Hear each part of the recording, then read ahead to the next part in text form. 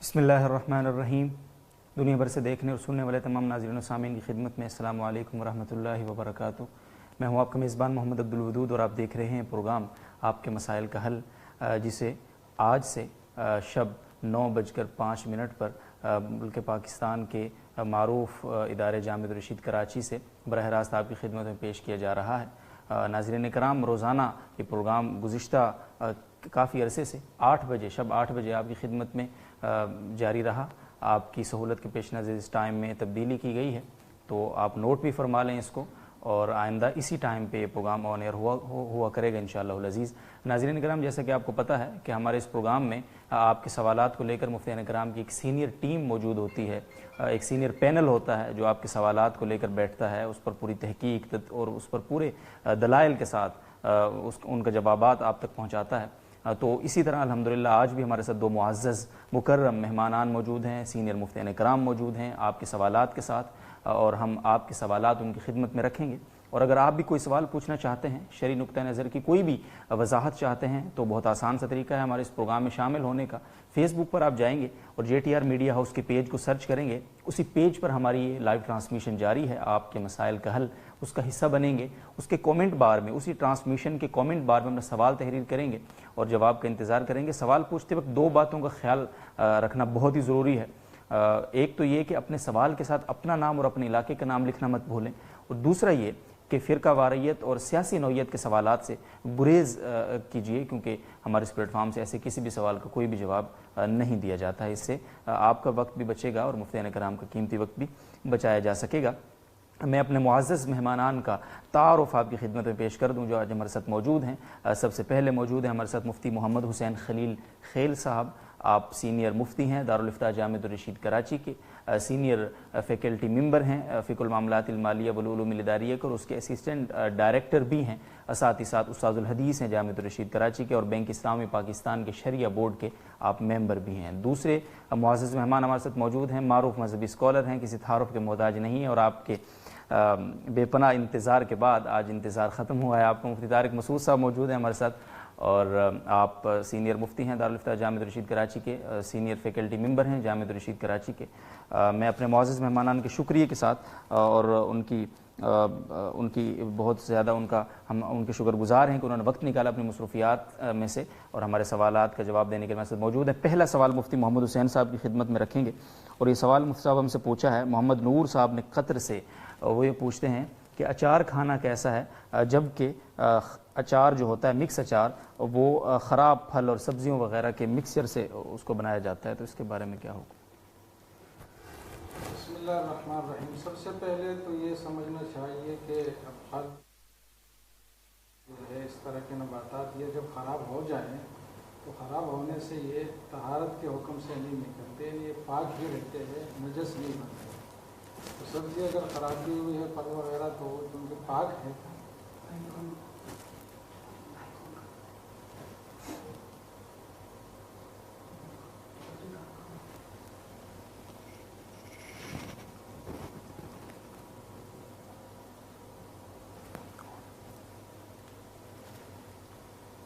जी, तो मैं ये अर्ज़ कर रहा था कि सब्ज़ी और नबातात और फल फ्रूट वगैरह जितनी भी चीज़ें हैं ये जब ख़राब हो जाए तो ख़राब होने से ये नजस और नापाक नहीं बन जाते, बल्कि वो हस्ब साबिक़ पाक ही रहते हैं।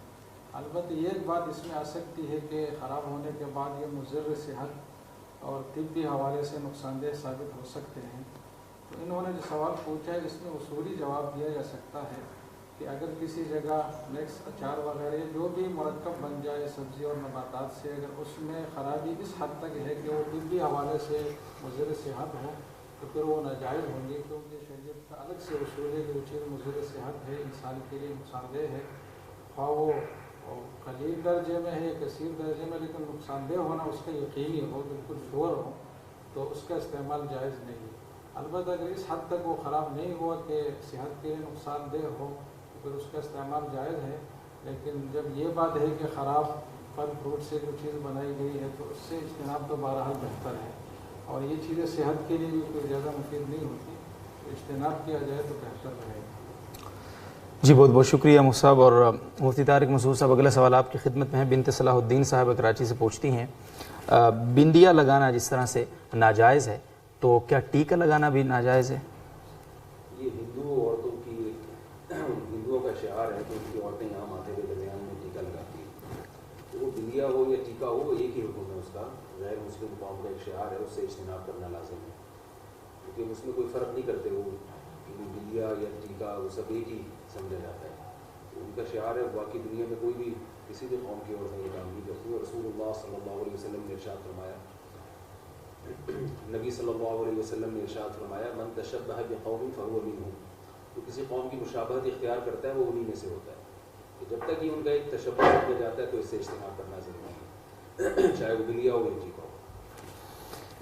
جی بہت شکریہ مصعب. اور اگلا سوال ہے جی حافظ الرحمان صاحب نے پوچھا ہے کراچی سے مفتی محمد حسین صاحب سے، اور وہ پوچھتے ہیں کہ ایک شخص نے مقروض ہونے کی بنا پر قربانی نہیں کی ہے، مگر عید کے تیسرے دن اس نے 30,000 کا موبائل لیا ہے، پھر اب کار بھی لے لی ہے، تو اس کی وضاحت کر دیں کہ اس شخص کے بارے میں کیا ہوگا. یہ تو یہاں دونوں باتیں بالکل کلیئر ہے. قربانی کے وجوب کا جو مسئلہ ہے وہ تو ایک اصولی ضابطہ ہے کہ اگر یہ شخص صاحب نصاب ہو، یعنی اس کے پاس سونا چاندی نقدی مال تجارت اور ضرورت سے زائد سامان اتنی مقدار میں ہو کہ اس سے چاندی 52 تولہ چاندی کی جو قیمت ہے مارکیٹ میں اتنی مالیت اس سے حاصل ہو جاتی ہو، تو یہ صاحب نصاب ہے، اس پر قربانی واجب ہے. تو اگر وہ ایسا صاحب نصاب تھا اور پھر اس پر قرضہ جو تھا اگر وہ اتنا تھا کہ اگر وہ قرضہ اس نصاب سے منہا کیا جائے تو پھر باقی مقدار اتنی نہ بچتی ہوں تو پھر اس پر اصولی لحاظ سے قربانی لازم نہیں ہے. یہ ایک الگ بات ہوگی کہ یہ کسی سے قرضہ لے کر یا ادھار پر موبائل اور گاڑی اور جو بھی چیزیں خریدے تو اس سے کوئی ضرورت نہیں پڑتی. لیکن اگر یہ صاحب نصاب تھا اس کا قرضہ اتنا نہیں تھا کہ اگر اس کو منہا کیا جائے تو نصاب کم رہے تو پھر اس پر قربانی واجب تھی. اور یہ بہت ایک اللہ سے ایک مطلب جفا کی بات ہے کہ ان کو قربانی اللہ سے وفا کے اظہار کی ایک علامت ہے کہ اتنی چیزیں مہنگی مہنگی خریدتا ہے لیکن قربانی جو ایک معمولی عبادت ہے چیزوں کی بنسبت وہ نہیں کرتا یا نہیں کر پاتا تو بڑے افسوس کی بات ہے اور واجب تک ترک کر گناہ بھی ہوگا. تو اس میں اصول کی حوالے. بہت شکریہ مصعب. اور مفتی طارق مسعود صاحب، حسن مغل صاحب پوچھ رہے ہیں لڑکی کو شوہر کے گھر والوں کی طرف سے جو بری دی جاتی ہے بعد میں گھر والے لڑکی کو بتائے بغیر اس میں سے چیزیں لے سکتے ہیں؟ یہ انہوں نے جو کہا ہے کہ لڑکی کو شوہر کے گھر والوں کی طرف سے جو بری دی جاتی ہے، تو ہم نے جو دیکھا ہے وہ تو اس کے برعکس ہے. بری تو وہ چیز ہوتی ہے جو لڑکی والے لڑکوں کو دیتے ہیں. ہندوؤں سے آئی ہے یہ رسم ہمارے معاشرے میں، تو ان کے ہاں بھی یہی ہوتا ہے کہ لڑکی والے جو ہے وہ لڑکے کو بھی کپڑا دیتے ہیں، اس کے بھائیوں کو بھی، اس کی ماں کو بھی، وہ سارا شادی سے پہلے پورا جو ہے وہ قارون کے خزانے وہ پہنچ جاتے ہیں ان کے گھر میں. لیکن سر میں ایک بات یہ رسم جو ہے نا شاید الٹ ہے اس وقت، پتہ نہیں آپ کے علم میں ہونا، کیونکہ میں اس میں ابھی شریک ہونے والا ہوں تو یہ میں بھی اس کا شکار ہوں. یہ دلہے کی طرف سے، دلہے والوں کی طرف سے، یعنی دلہن کی اس کو دی جاتی ہے. اچھا جی یہ سوال. چلیں خیر، ہمارے ہاں شاید ایسا ہوتا ہوگا کہ لڑکی والے دیتے ہیں، آپ کے ہاں دونوں کے ہاں میں فرق ہے. تو اصول یہی ہے کہ جو چیز کسی کو گفٹ کر دی تو وہ اس کا مالک ہے، اس کی اجازت سے آپ استعمال کر سکتے ہیں، اس کی اجازت کے بغیر استعمال نہیں کر سکتے. تو لڑکے والے لڑکی والوں کو جو گفٹ دیتے ہیں وہ اس کے مالک ہیں، اگر وہ اجازت سے استعمال کریں تو ٹھیک ہے، نہیں کریں تو ٹھیک ہے. اگر وہ ان کو دے دیں تو یعنی جو چیز جیسے عام ہدیے کا حکم ہوتا ہے کہ جب آپ ایک دفعہ کسی کو گفٹ دے دیں تو وہ اس کا مالک بن گیا ہے، پھر اس کی اجازت سے آپ استعمال کر سکتے ہیں، بغیر اجازت کے نہیں کر سکتے. جی بہت بہت شکریہ مصعب. اور اگلا سوال ہے جی محمد صاحب نے پوچھا ہے روس سے، اور بڑا ہی اہم سا سوال ہے. بہرحال اگر کوئی شخص کسی نازک بھی ہے، اگر کوئی شخص کسی مسلمان کے سامنے معاذ اللہ نبی علیہ الصلوۃ والسلام کی شان اقدس میں گستاخی کرے تو کیا اس شخص کے ذمے اسے قتل کرنا واجب ہے، جبکہ حکومت کافروں کی ہو اور یہ یقین ہو کہ حکومت اس کو کوئی سزا نہیں دے گی؟ بس انہوں نے جن الفاظ سے سوال کیا ہے اسی لب و لہجے میں اور انہی الفاظ کی رعایت رکھتے ہوئے اس کا جواب یہ ہے کہ سننے والے پر یہ واجب نہیں ہے، اس لیے کہ شاتم رسول جو ایک منحوس آدمی، انسانیت کا منحوس ترین آدمی ہو سکتا ہے، اس کی جو سزا ہے قتل. اتنی بات تو ہے کہ اس کی سزا قتل ہی ہے اور اس سے کم سزا اس کے لیے نہیں ہے. لیکن یہ بات کہ قتل کی سزا کون دے تو یہ کسی فرد کے اختیار میں نہیں ہے اور کسی فرد کی ذمہ داری بھی نہیں ہے کہ اس کو جہنم رسید کرے اور اس کے اس جرم کی سزا اس کو دے، بلکہ یہ حکومت کے اور اجتماعی جو قوت مسلمانوں کے اس کے کرنے کا کام ہے، کیونکہ اس کو اگر حد مانا جائے تو بھی یہی اصول نکلتا ہے، اور اگر تعزیر ہے تو تعزیر بالقتل بھی عام کوئی آدمی نہیں دے سکتا، وہ بھی حاکم ہی دے سکتا ہے، تو یہ حاکم ہی کا کام ہے۔ باقی یہ جو انہوں نے کہا ہے کہ حکومت یہ کام نہ کرتی ہو، تو اس کی مثال ایسے جیسے کہ باقی جو حدود ہے، حد زنا ہے، حد قذف ہے، حد شرب ہے وغیرہ، جتنی بھی حدود ہے 5-6، تو ان سب کا یہ اصول ہے کہ اگر حکومت وہ لاگو نہیں کرتی تو افراد کی پھر یہ ذمہ داری، بلکہ افراد کا یہ اختیاری نہیں ہے کہ ان کو لاگو کرے۔ حکومت من حیث المجموعہ اگر وہ مسلمانوں کی ہے تو وہ ذمہ دار رہے گی، اگر کافروں کی ہے تو انہوں نے التزام ہی نہیں کیا کہ ہم ایسی قانون سازی کریں گے، تو ایسا ہوگا جیسے کہ ایک چیز کا کرنا تو ہے لیکن اس کا کرنا والا کوئی نہیں مل رہا، تو اس صورت میں وہ چیز خود بخود رہ جائے گی، تو اس کے رہنے سے کسی کو گناہ بھی نہیں ہوگا۔ تو اس صورتحال میں بھی یہی بات ہے کہ دل میں ایسے شخص کا بغض رکھتے ہوئے یہ تو فرض ہے، لیکن یہ کہ اس کو قتل کیا جائے یہ اقدام کسی فرد کے لیے جائز نہیں، یہ خواہ وہ اسلامی ملک میں ہو یا غیر اسلامی ملک میں ہو۔ جزاکم اللہ مفتی صاحب۔ اور اگلا سوال محمد جمیل راجہ صاحب نے پوچھا ہے جی مفتی طارق مسعود صاحب، کیا حنفی مسلک میں امام کے لیے ایک مٹھی داڑھی رکھنا ضروری ہے؟ داڑھی بڑھانا واجب ہے، یہ صرف حنفی مسلک نہیں ہے، اس پر پوری امت کا اجماع ہے کہ کم سے کم داڑھی کی جو حد ہے وہ ایک مٹھی ہے۔ رسول اللہ صلی اللہ علیہ وسلم نے حکم دیا اعفوا اللحا وقصوا الشوارب، داڑیاں بڑھاؤ مونچھیں گھٹاؤ، تو بڑھانے کا حکم ہے۔ اب کتنی بڑھائی جائے اس کی کوئی حد حدیث میں صراحتاً نہیں ہے۔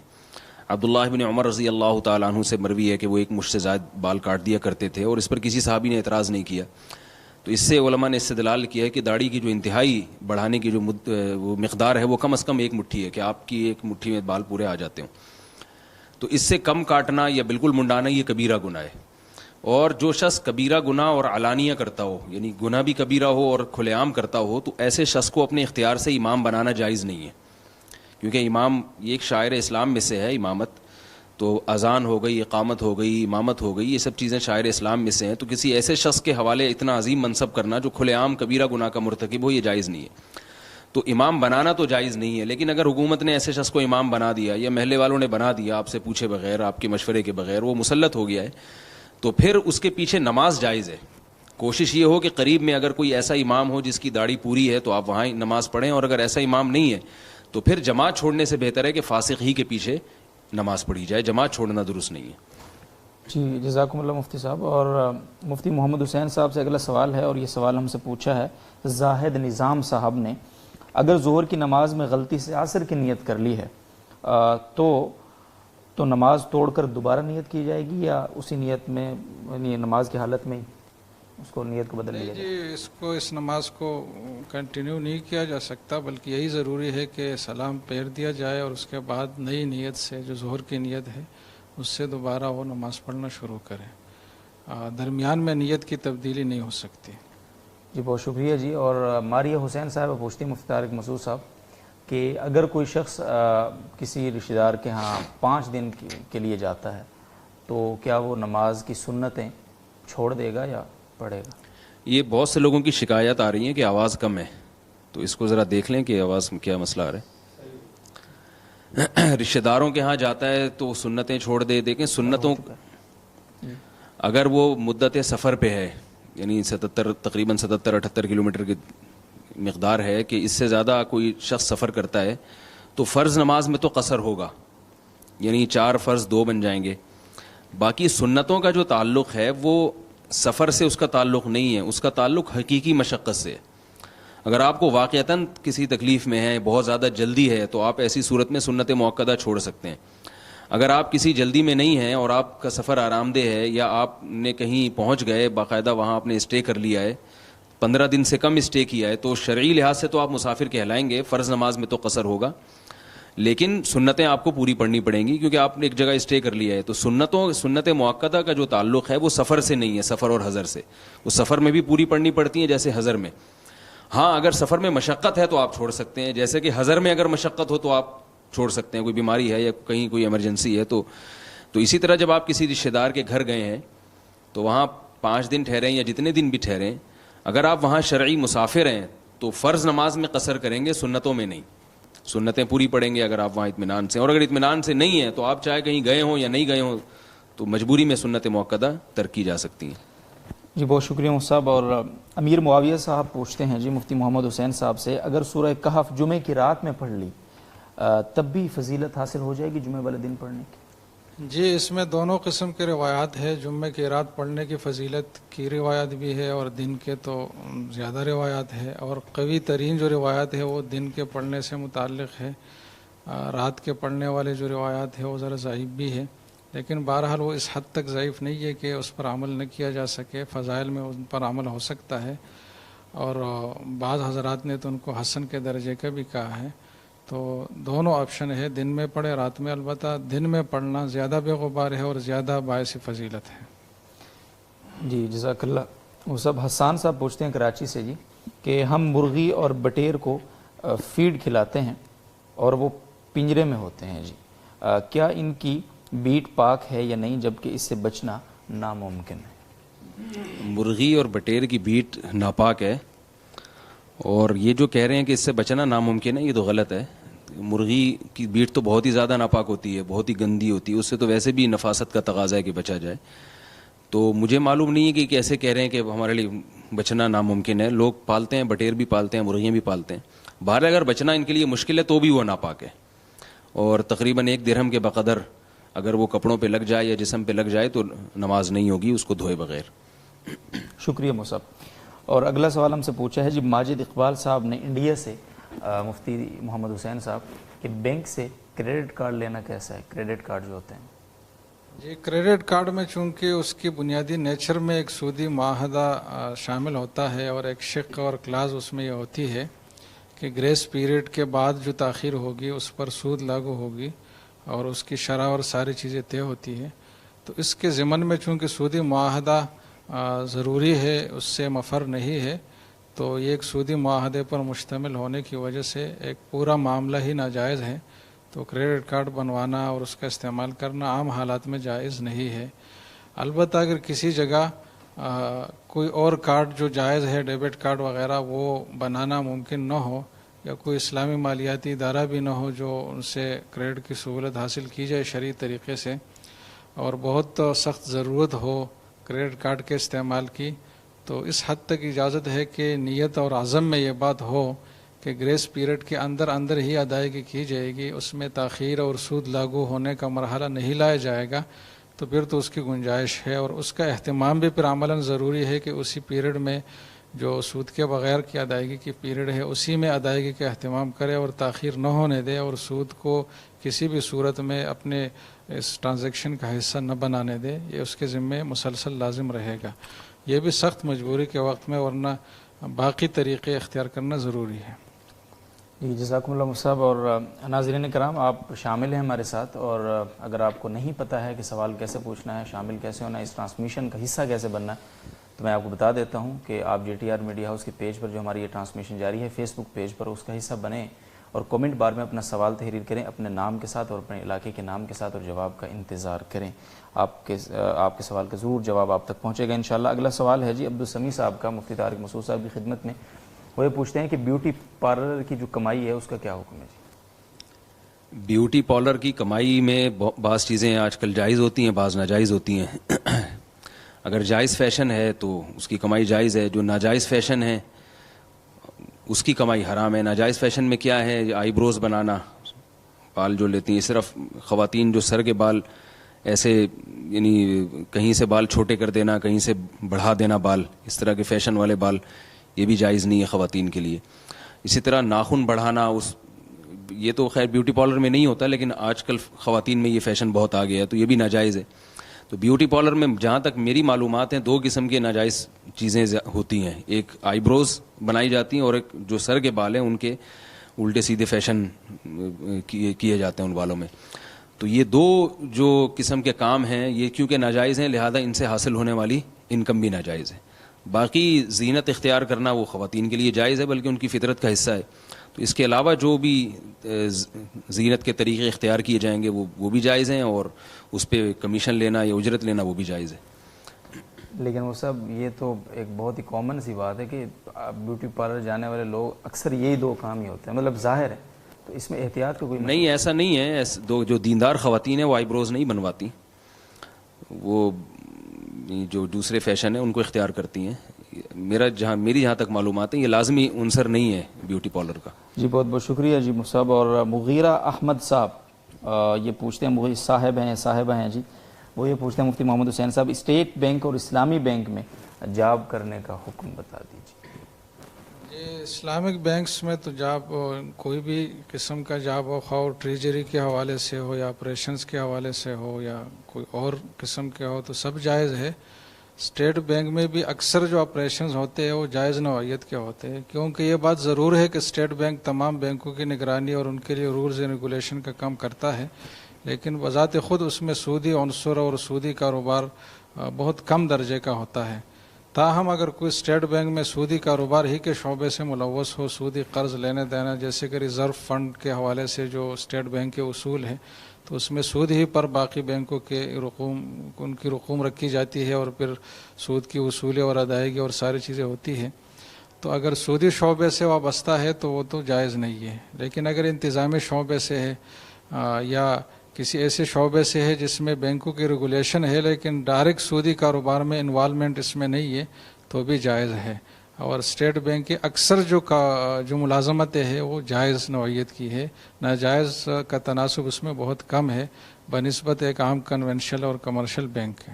شکریہ مصعب. احمد شاہ صاحب بلوچستان سے پوچھ رہے ہیں جی مفتی طارق مسعود صاحب، وہ یہ پوچھتے ہیں کہ آج کل جائے نماز پر جو بیت اللہ کی یا مدینہ منورہ کی تصاویر بنی ہوئی ہوتی ہیں ان پر نماز پڑھنا اور اس کے بعد بس اگر لوگ اس کے تصویر کو بیٹھ جاتے ہیں، لیٹ جاتے ہیں، اس کا حکم بتا دیں کیا حکم؟ بیت اللہ کے یعنی اوپر بھی چڑھنا جائز ہے، جو حقیقی بیت اللہ ہے. اگر کوئی بیت اللہ کے اوپر چڑھنا چاہے تو وہ بھی جائز ہے. تو مسجد نبوی میں آپ جانا چاہیں، ظاہر ہے مسجد نبوی میں جب جاتے ہیں تو پاؤں کے نیچے ہی آ رہی ہوتی ہے، مسجد نبوی کی چھت پہ چڑھنا جائز ہے، تو تصویر پہ کیوں جائز نہیں ہوگا؟ البتہ چونکہ عرف میں یہ ایک قسم کی بے ادبی سمجھی جاتی ہے، یعنی تصویر کے اوپر پاؤں رکھ کے کھڑا ہونا، تو کوئی احتیاط کرے تو زیادہ بہتر ہے، مگر ناجائز نہیں ہے. جی بہت شکریہ جی مفتی محمد حسین صاحب. آپ کی خدمت میں سوال ہے. مطہر صاحب پوچھتے ہیں مقبوضہ کشمیر سے، کیا عورت تجارت کر سکتی؟ احکام کیا ہے اس کے لیے؟ جی عورت بھی ایک آزاد اور با اختیار انسان ہے اور شریعت اس کی ہر قسم کے اختیارات کو مانتی ہے، خواہ وہ گھر کے اندر ہو یا گھر سے باہر ہو. بس چند شرائط ہے کہ پردے کی رعایت ہو، نامحرم مردوں کے ساتھ ایسا میل جول اور اختلاط نہ ہو جو فتنے کا باعث بنے، اور اگر سفر کی صورت پیش آئے تو 3 دن سے جو 77 کلومیٹر کا مقدار بنتے اس سے زائد یا اتنا سفر بغیر محرم کے نہ ہو، اس سے کم کے تو بغیر محرم کی بھی گنجائش ہے اگر کوئی شدید خدشہ نہیں ہے فتنے کا.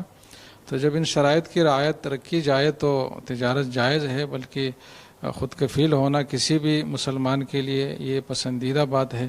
تو اگر اس خاتون کا ذریعہ معاش یہی ہو اور کفالت کا انتظام یہی سے ہو سکتا ہے تو پھر صرف نہ یہ کہ جائز ہے بلکہ مستحسن اور کسی حد تک ضروری بھی ہے کہ وہ اپنے آپ کو خود کفیل کر لے، لیکن پردہ اور دوسری جو شرائط ہے شرعی اس کی رعایت کے ساتھ، تو اس میں کوئی حرج نہیں ہے.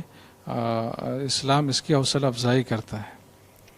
جی بہت بہت شکریہ مصعب. اور ناظرین کرام سن لیا آپ نے کہ اسلام اس کی حوصلہ افزائی کرتا ہے اور کسی پر بہت زیادہ پابندیاں ظاہر ہیں یہاں پہ نہیں ہیں. علماء کرام کی بات سنی ہے آپ نے. اور اگلا سوال ہے جی شیر بہادر صاحب کا کراچی سے، اگر آپریشن کی تکلیف کی وجہ سے بچے پیدا کرنے میں ظاہر مشکل ہے تو ضبط تولید کرا سکتے ہیں؟ ضبط تولید چند صورتوں میں جائز نہیں ہے، وہ میں بتا دیتا ہوں تاکہ جو جائز صورتیں وہ خود بخود سامنے آ جائیں گی. کسی عورت کا اس نیت سے حمل روکنا کہ خرچہ بڑھ جائے گا، کھلائیں گے کیسے اس کو، جیسے کہ آج کل اکثر یہی دیکھا جا رہا ہے کہ بچوں کی اسکول کی فیسیں بھرنی ہیں یا ان کا خوراک کا خرچہ بڑھ جائے گا، اس نیت سے حمل روکنا حرام ہے.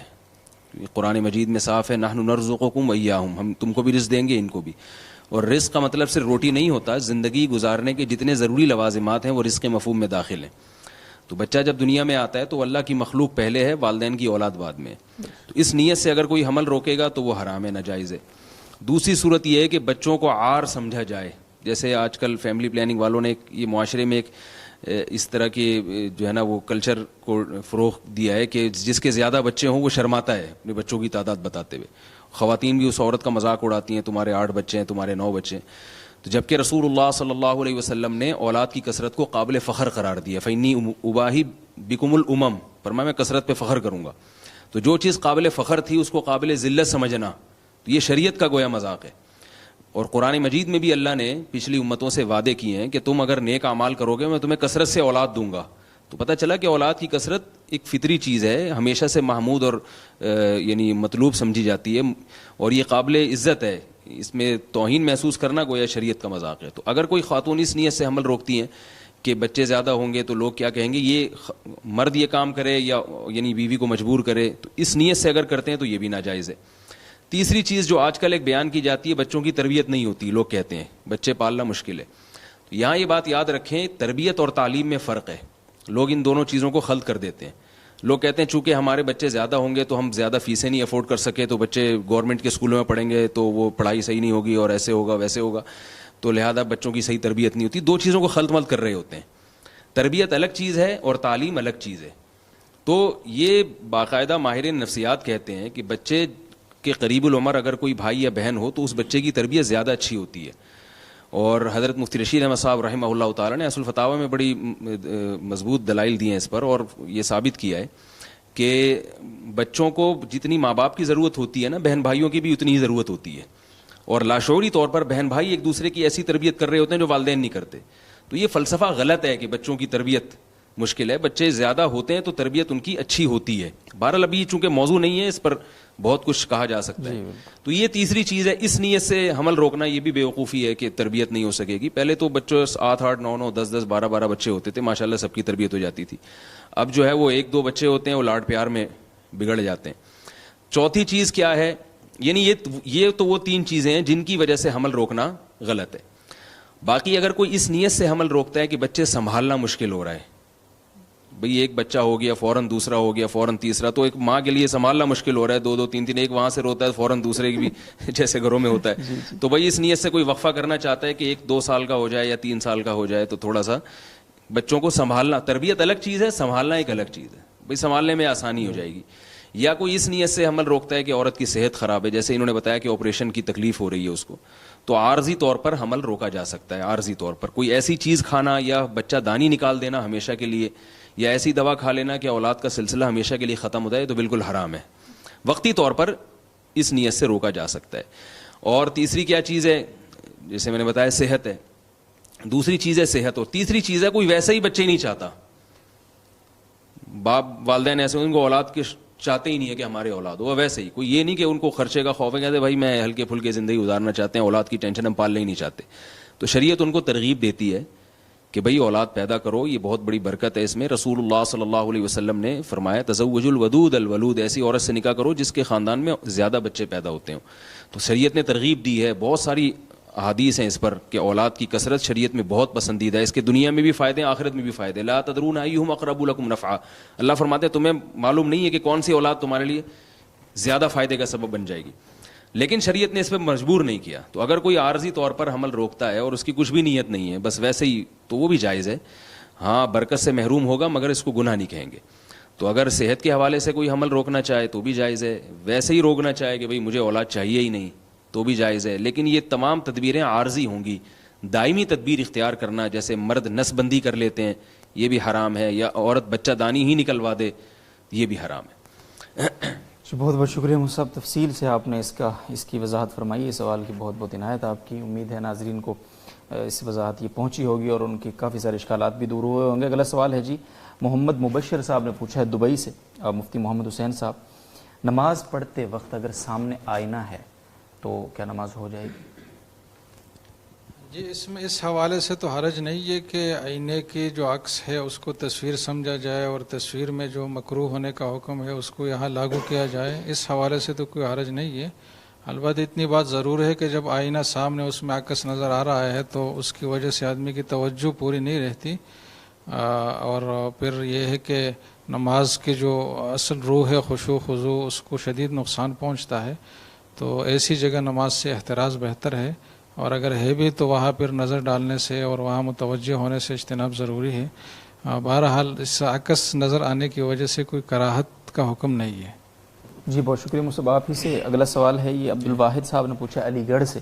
وہ پوچھتے ہیں جی کیا زمزم کا جو پانی ہے وہ غیر مسلم کو پلایا جا سکتا ہے؟ جی بالکل پلایا جا سکتا ہے، اس میں کوئی حرج نہیں ہے. زمزم پینا یہ عبادت اور باعث ثواب تو ہے، لیکن اگر کوئی اس کو پانی کی نیت سے اور سیرابی کی نیت سے پیے تو بھی درست ہے. تو غیر مسلم کے لیے اس میں عبادت کا پہلو تو نہیں ہوگا، لیکن پینا اس کے لیے جائز ہے. جب جائز ہے تو اس کو پلانا بھی جائز ہے، اس میں کوئی حرج نہیں ہے. جزاکم اللہ موسیٰ. عبدالحی صاحب سری نگر سے پوچھ رہے ہیں، مفتی طارق مسعود صاحب، اور وہ یہ پوچھتے ہیں کہ مہندی کے علاوہ بالوں میں کوئی اور ڈرائی لگا سکتے ہیں جیسے کالی مہندی وغیرہ؟ اس سے وضو میں تو کوئی فرق نہیں پڑتا؟ وضو میں تو کوئی فرق نہیں پڑتا. یہ مسئلہ 2-4 دن پہلے بھی میرا خیال ہے JTR میڈیا سے بتایا گیا تھا. لیکن کالا رنگ کا استعمال 40 سال کے بعد جائز نہیں ہے. براؤن، ڈارک براؤن بھی استعمال کر سکتے ہیں، جو دیکھنے میں براؤن لگے، اتنا ڈارک نہ ہو کہ دیکھنے میں بلیک ہی لگ رہا ہے. تو براؤن کلر ہو یا لائٹ براؤن ہو یا ریڈ ہو، یہ تو استعمال جائز ہے، لیکن بلیک کلر کا استعمال جائز نہیں ہے. جی جزاکم اللہ صاحب. اور اگلا سوال ابو عفان صاحب کا جدہ سے ہے. جی مفتی حسین صاحب، اگر کسی کی بیوی حیض کی بنا پر طواف زیارت سے پہلے مکہ مکرمہ سے چلی گئی ہے کیونکہ فلائٹ جلدی تھی، تو اس صورت میں دم واجب ہوگا یا اس کی بیوی اس پر حرام ہو جائے گی؟ نیز اگر کوئی طواف وداع نہیں کرے گا تو اس سے نکاح ٹوٹ جاتا ہے یا نہیں؟ کیا حکم ہے اس کا؟ نہیں، طواف وداع سے نکاح کا کوئی ربط ضبط نہیں ہے، کوئی تعلق نہیں ہے، اس سے نکاح پہ کوئی فرق نہیں پڑے گا. باقی جو طواف زیارت کا حکم ہے تو اس میں مسئلہ یہ ہے کہ جب فلائٹ وغیرہ کے مسائل ہو اور اس کو وقت پر ادا نہ کیا جا سکتا ہو، پاکی کی حالت میں اور حیض کی حالت میں ہی اس کی ادائیگی ضروری ٹھہرے، تو پھر حکم یہ ہے کہ حیض کی حالت میں وہ طواف ادا کیا جائے، اور پھر جو حیض کی وجہ سے جو ادائیگی ہے اس کی وجہ سے بڑے جانور، بیل، بھینس اور اونٹ وغیرہ کی قربانی دی جائے. تو یہ صورت ہے. باقی اس کی گنجائش نہیں ہے کہ طواف زیارت ہی کو بالکل یہ چھوڑ دیا جائے اور ایسے آیا جائے. اگر ایسا کوئی آ گیا تو اس کے ذمے طواف زیارت باقی ہے اور اس کا احرام بھی باقی ہے، اور اس کے لیے جتنے بھی احرام کی ممنوعات ہے، ازدواجی تعلقات اور دوسری چیزیں وغیرہ، تو وہ جائز نہیں ہے. حکم یہی ہے کہ واپس جا کر طواف زیارت کر کے ہی یہ معاملات ہو سکتے ہیں، اور اس کا حل طواف زیارت ہی کرنا ہے کہ جا کر پہلا عمرہ کرے اور اس کے بعد طواف زیارت کرے. جی جزاکم اللہ صاحب. حسین وزیر صاحب پوچھتے ہیں جی مفتی طارق مسعود صاحب کہ ایک شادی شدہ عورت اگر اپنی زندگی میں اپنے بھائیوں سے اپنی وراثت میں حصہ نہیں مانگتی ہے، لیکن جب عورت فوت ہو جاتی ہے تو اس کے بعد اس کے جو بچے ہیں وہ اپنے ماموں سے اگر اپنی والدہ کا حصہ مانگیں تو کیا یہ جائز؟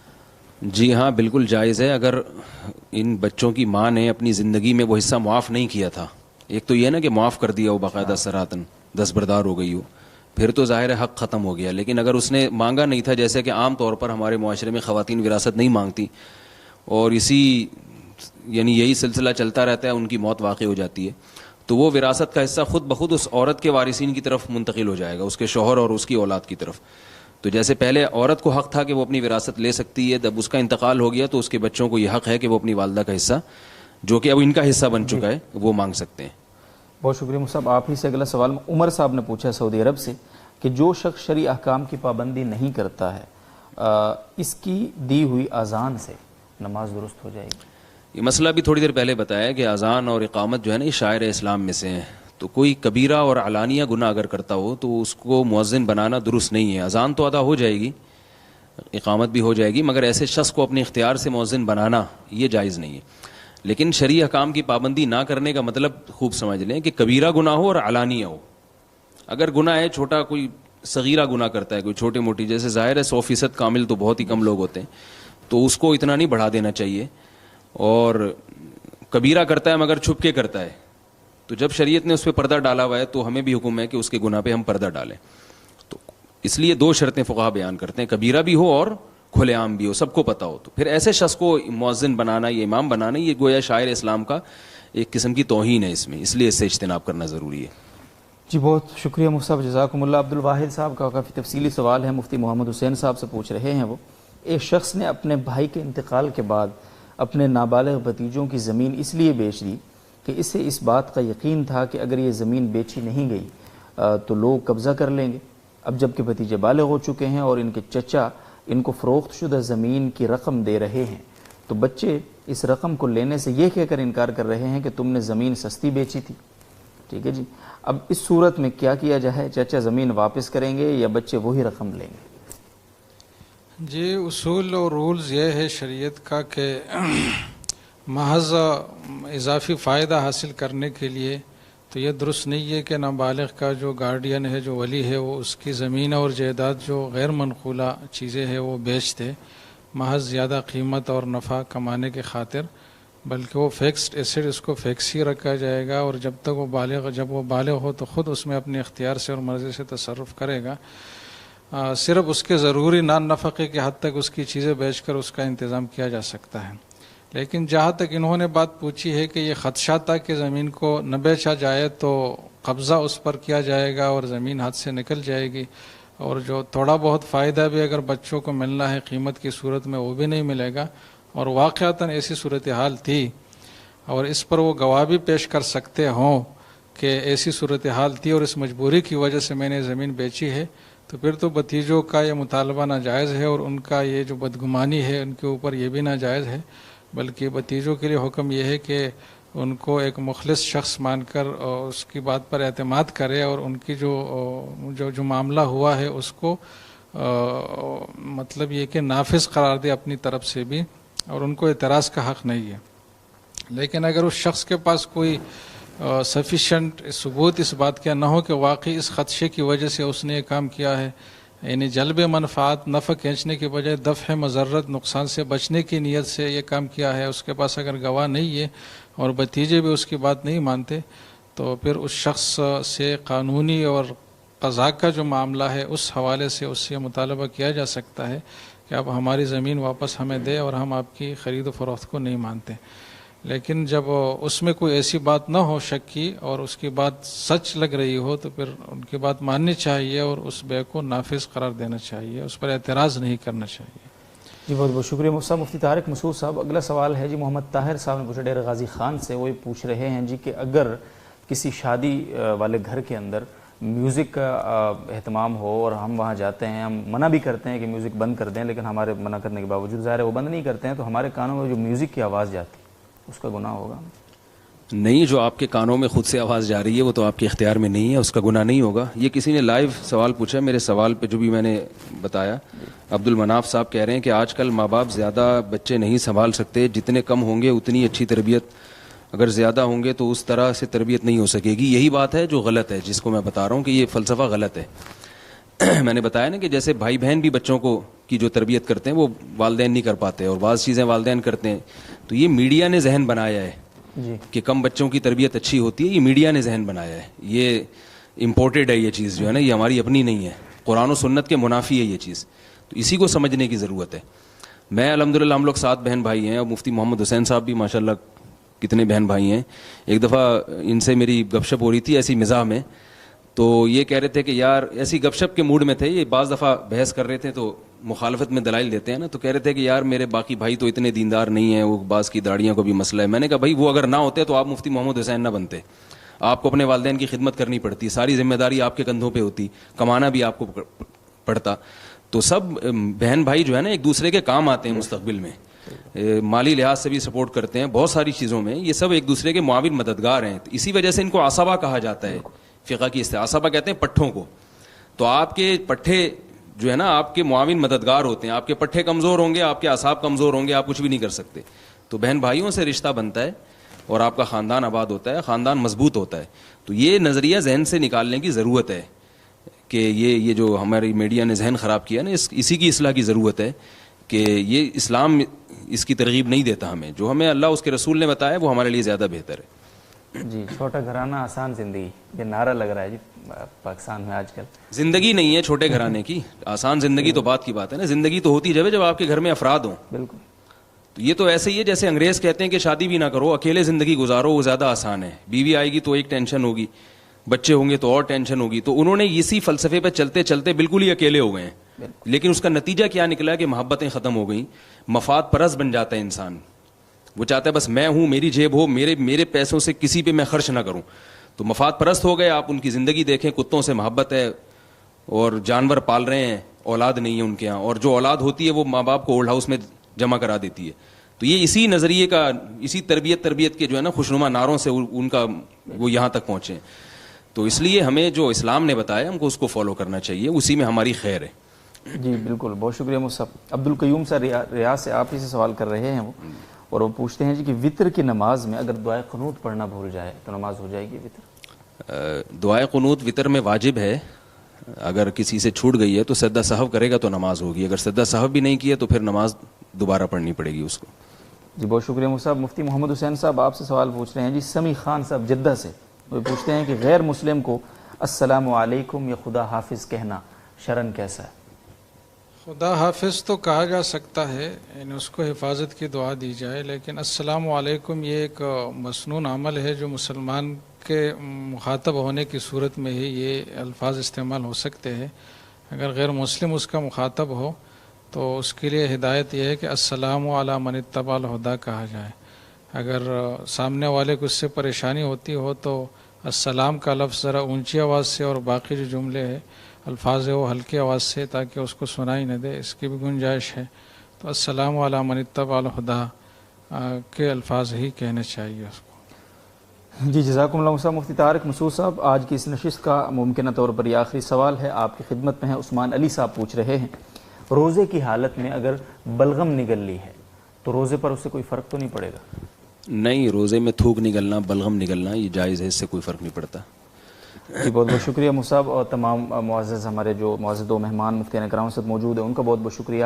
تمام ناظرین و سامعین کا بہت بہت شکریہ. میں آج ان تمام جو ہمارے جن ناظرین و سامعین کے سوالات آج کی اس نشست میں شامل کیے گئے ہیں میں کوئکلی ان کے نام لے دیتا ہوں تاکہ اگر وہ اس ٹرانسمیشن کو سن نہیں پائے ہیں تو وہ اس 1 منٹ میں اپنا نام تلاش کر لیں کہ اگر ان کے سوال کو شامل کیا گیا ہے تو وہ اپنے سوال کو ملاحظہ کر سکتے ہیں. محمد نور صاحب قطر سے، ان کے سوال کا جواب ہوا ہے. محمد ہاشم صاحب، حافظ الرحمان صاحب کراچی سے، محمد صاحب رشیا سے، زاہد نظام صاحب، امیر معاویہ صاحب، ماجد اقبال صاحب ہندوستان سے، مغیرہ احمد صاحب، مطہر صاحب مقبوضہ کشمیر، محمد مبشر صاحب دبئی، عبد الواحد صاحب علی گڑھ، ابو عفان صاحب جدہ، اور اسی طرح سے عبد الواحد صاحب، سمی خان صاحب جدہ، بنت صلاح الدین صاحب کراچی سے، اور محمد عالم زیب صاحب عمان سے، حسن مغل صاحب، ماریہ حسین صاحبہ، محمد جمیل راجہ صاحب، حسان صاحب کراچی سے، عبد السمی صاحب، محمد احمد شاہ صاحب بلوچستان سے، عبد الحی صاحب سری نگر، عبد القیوم صاحب ریاض، حسین وزیر صاحب، عمر صاحب سعودی عرب، اور ساتھ ہی ساتھ محمد طاہر صاحب ڈیرہ غازی خان، اور آخری ہماری اس نشست میں جو سوال شامل ہوا ہے عثمان علی صاحب کا.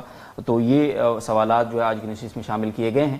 کل آپ سے دوبارہ ملاقات ہوگی انشاءاللہ العزیز شب 9:05 پر، اور تب تک کے لیے آپ سے اجازت چاہیں گے. اپنی دعاؤں میں ہمیں بھی ضرور یاد رکھیے گا. اللہ حافظ. السلام علیکم ورحمۃ اللہ وبرکاتہ.